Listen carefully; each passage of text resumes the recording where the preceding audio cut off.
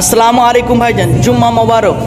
পবিত্র রমজান মাসের আজ দ্বিতীয় শুক্রবার, অর্থাৎ রোজার মধ্যে আজকের 9টা রোজা চলছে। যে সমস্ত বন্ধুরা এখনো পর্যন্ত রোজা রাখছো না, মসজিদে নামাজ পড়তে আসছো না, সেই সমস্ত বন্ধুদের জন্য ছোট্ট একটা মেসেজ। ভাই, দীর্ঘ একটা বছর ঘুরে ঘুরে পবিত্র রমজান মাসটা আমাদের কাছে পেয়েছি, আর দিকে দিকে আজকের 9টা রোজা চলছে।